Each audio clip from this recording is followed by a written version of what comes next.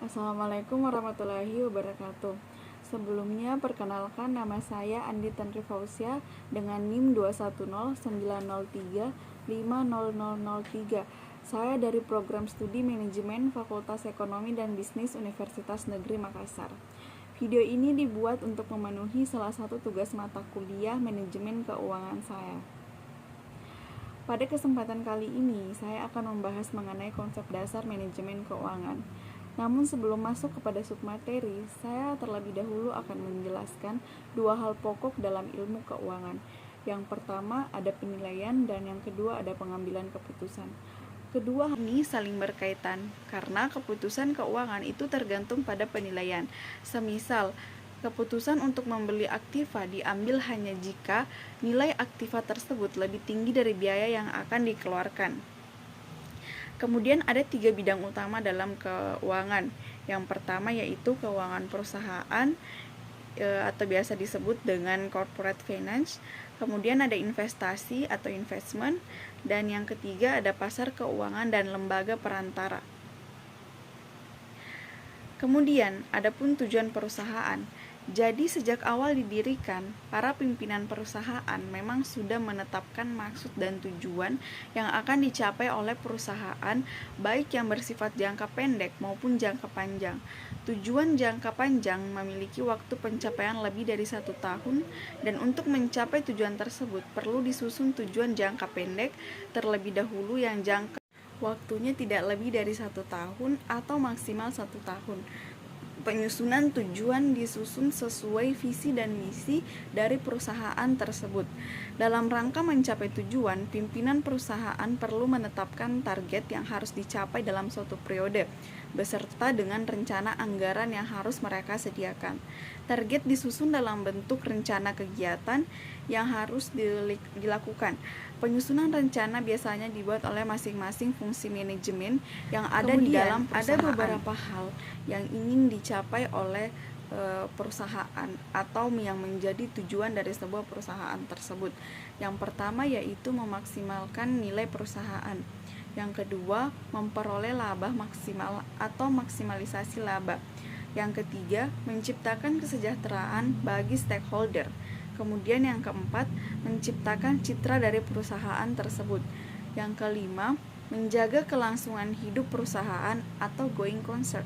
Yang keenam, menciptakan tanggung jawab sosial atau corporate social responsibility atau bisa disebut dengan CSR, seperti perlindungan konsumen, pengendalian polusi, reinvest profit atau investasi dari laba kepada dunia pendidikan, pemberdayaan masyarakat, serta pelestarian lingkungan. Selanjutnya, ada beberapa faktor-faktor pencapaian tujuan perusahaan menurut salah satu ahli keuangan yaitu James C. Van Hart.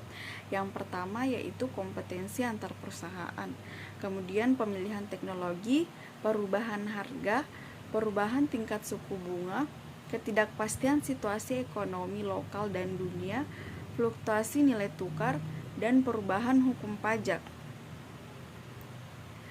Nah, kemudian kita masuk kepada pengertian manajemen keuangan. Jadi menurut salah satu ahli yaitu Brigham, manajemen keuangan adalah seni atau art dan ilmu sains untuk memanage uang yang meliputi proses, institusi atau lembaga, pasar dan instrumen yang terlibat dengan masalah transfer uang di antara individu, bisnis dan pemerintah. Kemudian, menurut salah satu ahli lain yang juga berpendapat tentang manajemen keuangan, yang mendefinisikan manajemen keuangan sebagai segala aktivitas yang berhubungan dengan perolehan, pendanaan, dan pengelolaan aktiva dengan beberapa tujuan menyeluruh. Dari definisi tersebut, dapat diartikan bahwa kegiatan manajemen keuangan itu bagaimana memperoleh dana untuk membiayai usahanya, bagaimana mengelola dana tersebut sehingga tujuan perusahaan dapat tercapai, dan bagaimana perusahaan mengelola aset yang dimiliki secara efisien dan efektif. Nah, seperti yang kita ketahui, fungsi manajemen keuangan itu ada 3. Yang pertama ada keputusan investasi, ada keputusan pendanaan, dan keputusan pengelolaan aset atau manajemen aktiva.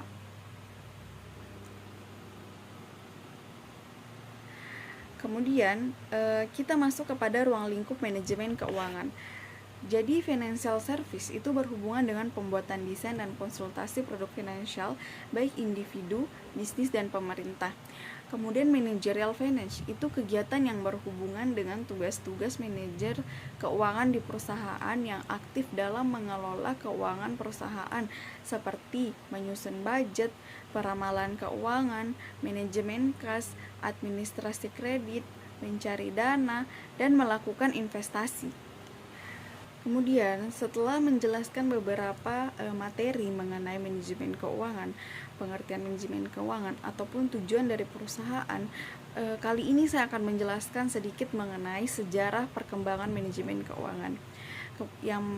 Yang dimana pada tahun 1900 itu manajemen keuangan muncul dan dianggap bidang ilmu yang terpisah dari ilmu lainnya di Amerika.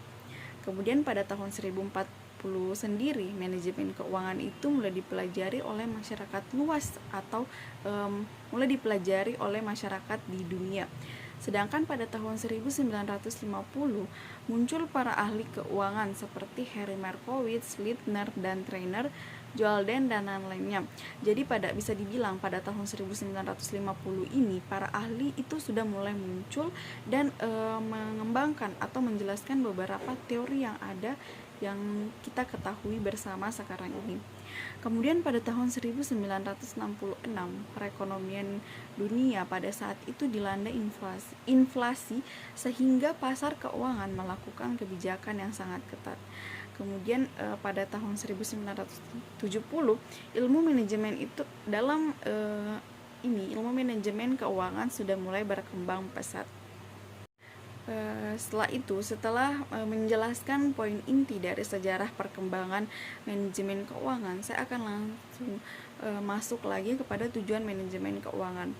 Jadi tujuan manajemen keuangan itu sendiri yaitu memaksimumkan kemakmuran pemegang saham yang diukur dari harga saham. Jadi bisa dibilang bahwa nilai perusahaan itu ditentukan dari seberapa banyak harga sahamnya di pasaran. Kemudian tujuan manajemen keuangan itu ditinjau dari dua pendekatan. Yang pertama yaitu profit risk approach, yang di dalam hal ini manajer keuangan tidak hanya sekedar mengejar atau memaksimalisasi profit, akan tetapi juga harus mempertimbangkan risiko yang akan dihadapi di kemudian hari. Di samping itu, manajer keuangan juga harus terus melakukan pengawasan dan pengendalian terhadap seluruh aktivitas yang dijalankan dan harus menggunakan prinsip kehati-hatian atau bisa dibilang memaksimalisasi profit, kemudian minimal risk, dan maintain control.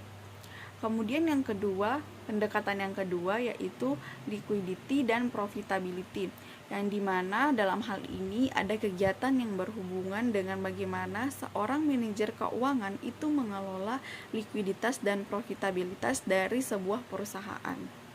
Kemudian juga ada fungsi dari manajemen keuangan.